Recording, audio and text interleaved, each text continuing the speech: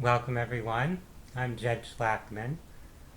I work as a holistic counselor, energy healer, and hypnotherapist. I'm also an author, and for this video I'll be reading a chapter from my book, which is Consciousness, Creation, and Existence, A Guide to the Grand Adventure. The chapter that I'll be covering now is chapter 13. And chapter 13 begins with a quote from the Handbook for the New Paradigm, Volume 1. This quote states, "If you are unable to remain focused on your desire of a certain experience, then oftentimes you deny yourself that desired experience." Attraction and intention, it's electric. The programmed intentions of a biological being are for survival, including the intentions to obtain safety, food, water, and to reproduce. Consciousness itself is infinite and eternal and is not limited by those intentions.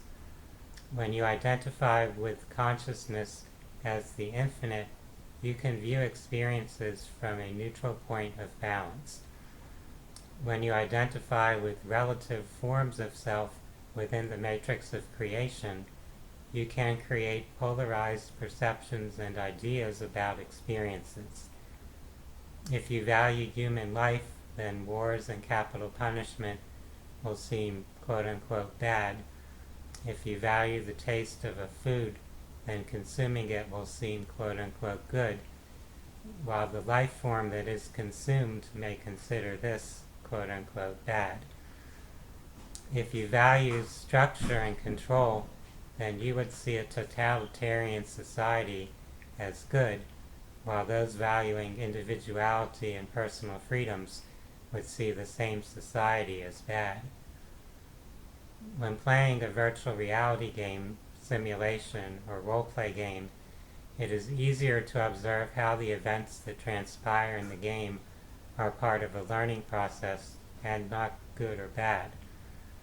When you first play, you usually go through a mix of fun and frustration as the game is exciting, but your seeming success is limited by your inexperience and lack of skill. As you gain more experience, you master the nuances of the game and can achieve the objectives of the game. Once you have really mastered such a game, you are likely to seek a new game or new challenge. Life and existence are like the metaphor of virtual reality and role plays, where individuated aspects of consciousness play at gaining mastery at different levels of the creative process. Having all these experiences facilitates growing mastery of balance in one's creative expression of self. Consider an actor or actress who plays a part in a staged drama. In order to be convincing in the role, that person will attempt to immerse himself or herself in the identity of the character being played. The actor is then able to generate the feelings and reactions of the character and to experience what it would be like to be the character. The audience gets drawn into the drama and often experience strong emotions as they sympathize with the characters. The more you identify with a character as real, the more you can experience the drama of that character's experience. As a human being, the character your spiritual self has chosen to play on earth, you almost totally forget that you are immersed in a character which is only a partial, temporary reflection of your greater self, your real identity.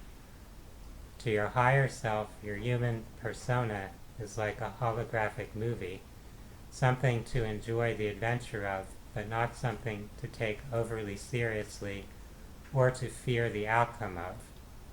The more we outgrow excessive identification with our human persona, the more it becomes balanced by our higher perspective.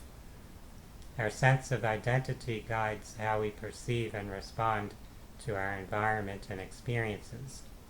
Some readers may be familiar with books and movies featuring individuals with multiple personality or dissociative identity disorders.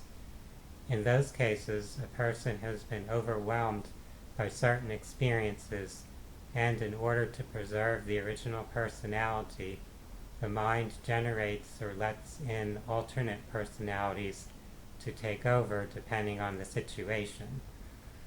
If you are having negative feelings about things in your life, you may benefit from taking time to remember your greater self and its more detached perspective on your life. It shares in your thrills and disappointments, but it isn't limited by the sense of identity that you have constrained yourself to. Your greater self is witnessing not only your lifetime, but is also processing and learning from many other incarnations. Observing magnets can also illustrate the principle of like vibrations attracting one another. Magnets are associated with electromagnetic fields and display a north and south pole. This shows how the field contains both positive and negative electrical current potential if polarized.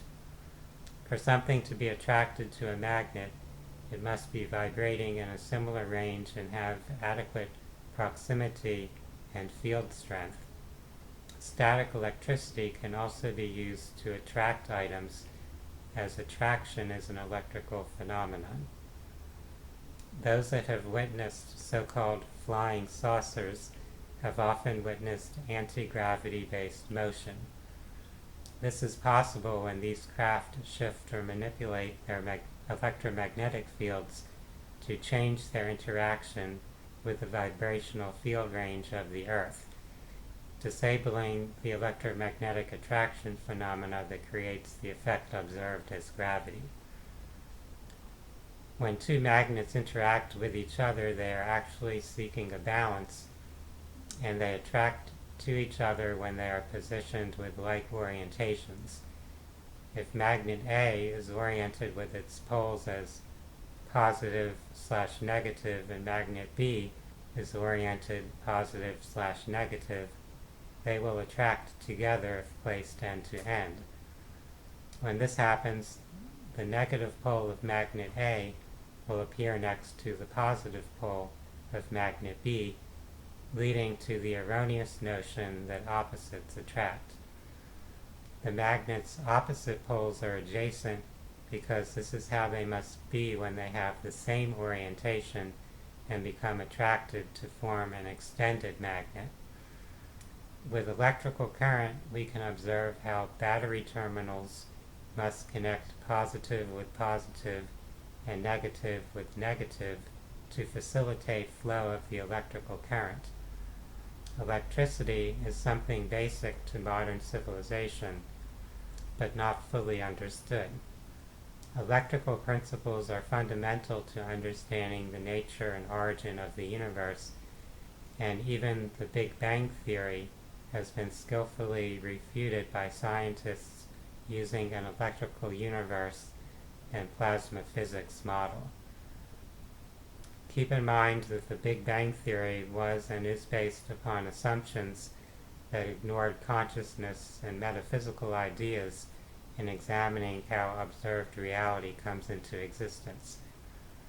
The universe could more accurately be said to arise from a big dream, imagination, or big intention than a bang. Energy can be infused or withdrawn from the perceived universe at any time or moment, since the universe is being projected by consciousness, which condenses energy into vibratory patterns that appear in physical reality. The spiral, vortex flow of energy is what creates galaxies and stars, and a single initial burst of energy into the physical density range doesn't correspond with the pattern of energy and matter distribution that can be perceived. Another problem with Big Bang Theory is the use of time as a measure for the hypothetical creation of perceived reality. If time doesn't exist beyond the illusion of physical reality, and there can't have been a time for the creation of the universe. Some detailed examination of Big Bang cosmology can be found at the websites and book included in the bibliography. For a greater understanding of the spiritual foundation of physical realities, readers are encouraged to read books and articles that address the ether as a vital aspect of physics and cosmology. One of the most impressive overviews of this topic is a trilogy of online books by David Wilcock, a prominent psychic and new physics researcher who is believed by many to be a quote-unquote reincarnation of the famed sleeping prophet Edgar Cayce. Cayce was famous for doing trance readings where he would commonly provide information that he had no conscious knowledge of to help people heal physical ailments and gain insight about issues in their lives. Those interested in Edgar Cayce and his teachings and readings have developed the organization called the Association for Research and Enlightenment, ARE, which is located in Virginia Beach, Virginia. Returning to our magnets, there is no such thing as a positive magnet or negative magnet. Each magnet contains both, and how the magnets interact depends upon the geometric angle of polarization of the magnetic field. Occult physics approaches presumably recognize that higher dimensional forces can interact with magnetic fields that are perceived ordinarily in 3 dimensions. If you take a bar magnet and cut it in half, it will produce 2 smaller magnets that connect together end to end, attracting back together in the place where they were cut. So the magnets are alike, having been made by splitting a larger magnet, and attract together as they seek to balance themselves back into the greater magnet from which they were spawned. Electromagnetism is poorly understood by conventional science, as there are magnetic power generation and propulsion technologies that are suppressed and are not understood by those not adequately informed about the subject. In Homestead, Florida, near where I grew up, is a place called Carl Castle, built by a small, frail man using advanced knowledge of electromagnetics to move coral rock blocks weighing many tons. Conventionally trained engineers can't explain how he accomplished his work.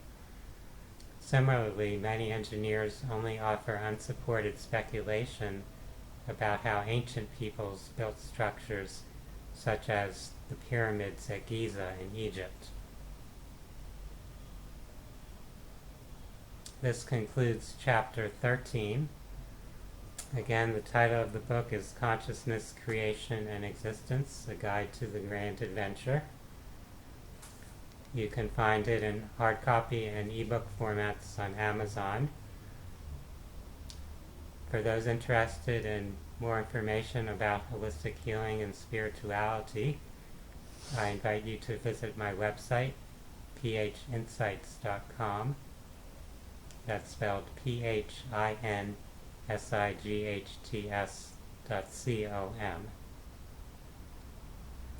For now, I wish everyone a wonderful day. Namaste.